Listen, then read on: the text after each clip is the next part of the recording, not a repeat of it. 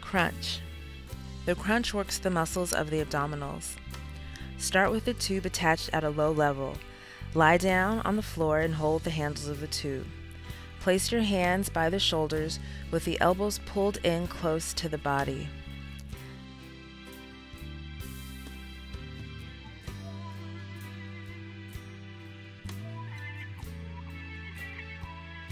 Keep this arm position as you lift the head and shoulders slightly off of the ground and contract your abdominals.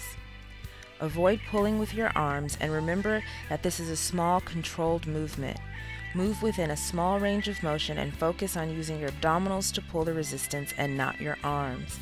Also, avoid rounding the shoulders forward or jamming the chin too far into the chest.